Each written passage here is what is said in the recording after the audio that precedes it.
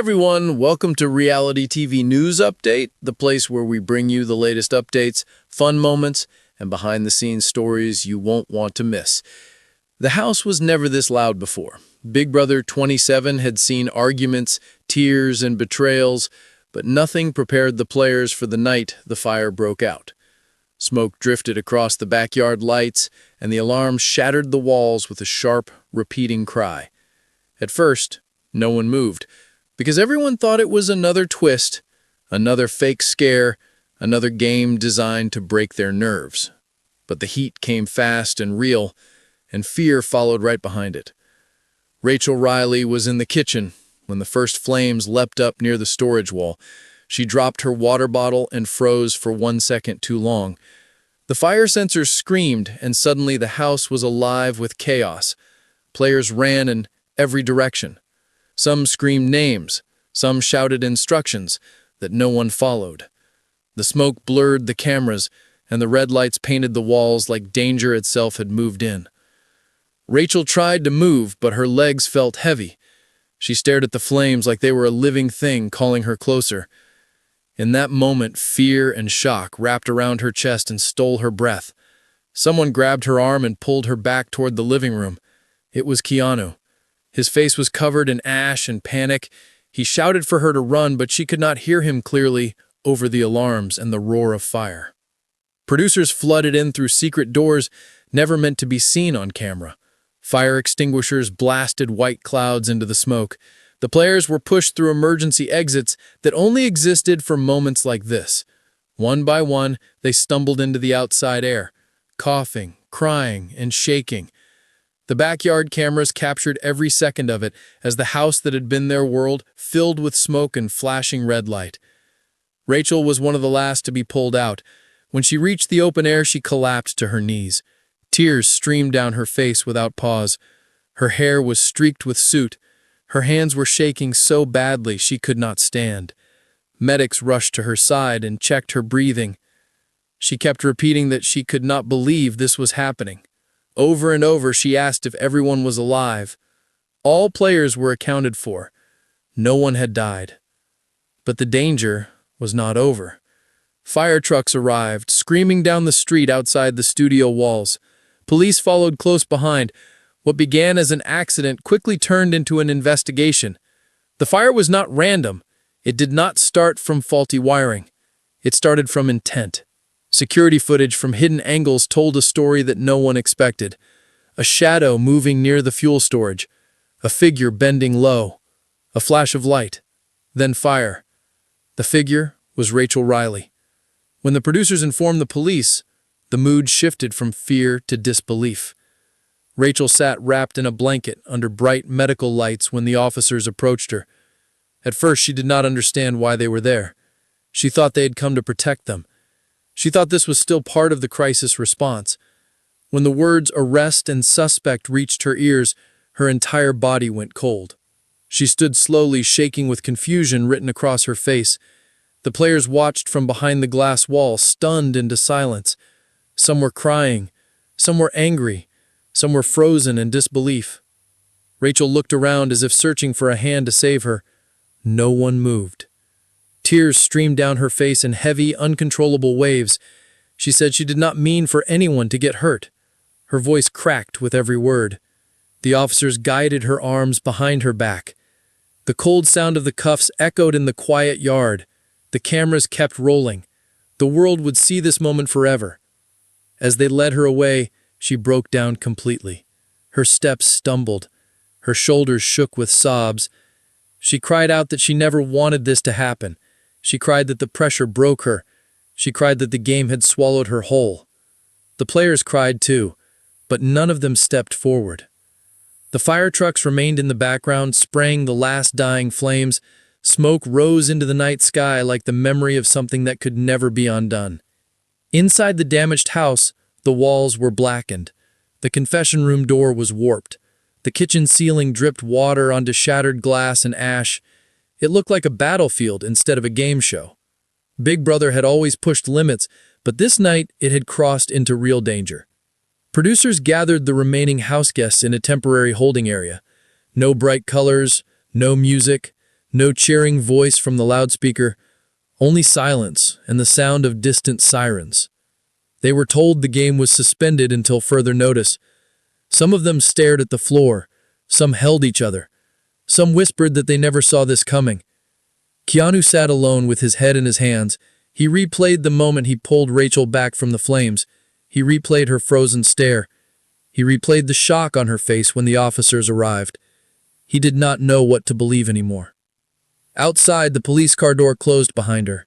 The sound cut through the air like the final note of a song no one wanted to hear. Rachel pressed her forehead against the glass and cried harder than she ever had before. The lights from the fire trucks reflected across her tear-covered face. The siren turned on, and the car pulled away. The world would wake up to headlines by morning. Fans would argue. Social media would explode. Some would defend her. Some would condemn her. Some would say the show pushed her too far. Some would say she made her own choices. But inside that moving police car, there was no game anymore. No strategy, no diary room speeches, only a broken woman crying in the dark as the dream she once chased fell apart behind her in smoke and fire. Big Brother had always been about pressure and betrayal and survival. But this night changed everything. The house would be rebuilt, the season might continue, but the memory of fire and flashing lights and a crying player in handcuffs would never leave anyone who saw it. And for Rachel Reilly, the game did not end with a vote. It ended with sirens, tears, and silence. As the doors closed and the cameras finally faded to black. The Big Brother 27 house began like any other night, filled with tension, whispers, and quiet strategy. The lights were low, and most of the house guests were scattered across the rooms, trying to calm their nerves after a long day of competition pressure. Rachel Reilly sat alone in the kitchen, staring at the reflection of the overhead lights in a glass of water. Her hands trembled, and her breathing was shallow. The weight of the game felt heavier than ever, and something inside her felt ready to break. Without warning, a sharp, burning smell filled the air.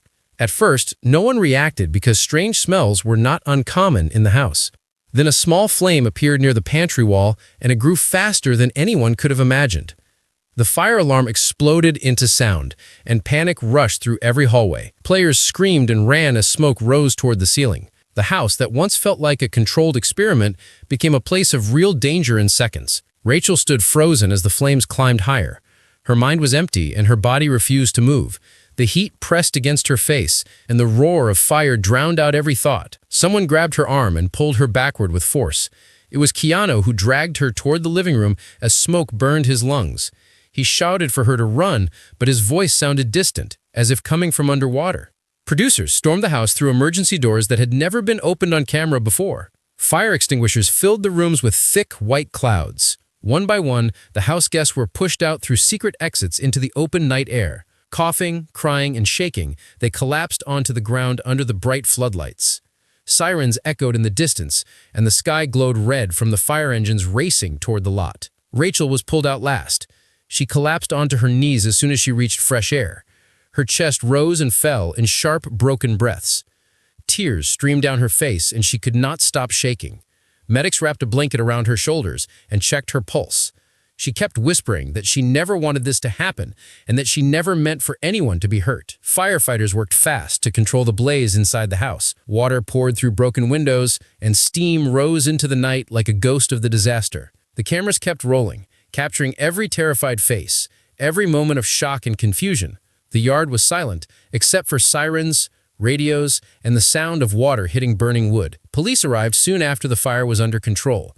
What everyone thought was a terrible accident quickly changed into something darker.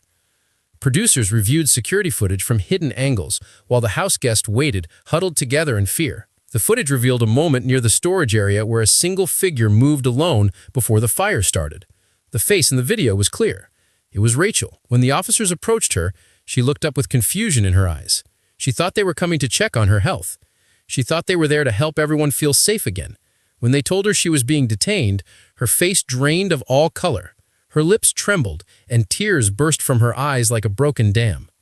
She stood slowly, unable to believe what was happening. The other players watched in stunned silence from behind the safety gate. Some cried openly, some stared in disbelief, some could not even look at her. Rachel tried to speak, but her voice failed her. The officers guided her hands behind her back, and the cold metal cuffs closed around her wrists with the sound that echoed through the night. She began to sob loudly as they led her across the yard. Her steps were weak and unsteady. She cried that she never meant to hurt anyone. She cried that the pressure destroyed her. She cried that the game took everything from her. The fire trucks stood behind her with their lights flashing red and blue across her tear-soaked face as she was guided into the back of the police car. Inside the house, the damage was severe. Blackened walls, broken glass, and water-soaked furniture told the story of how close disaster had come. The diary room door was warped. The kitchen ceiling dripped steadily onto the floor like the house itself was still crying. Big Brother 27 had always been intense, but this moment changed everything forever. The remaining house guests were taken to a temporary off-site holding area.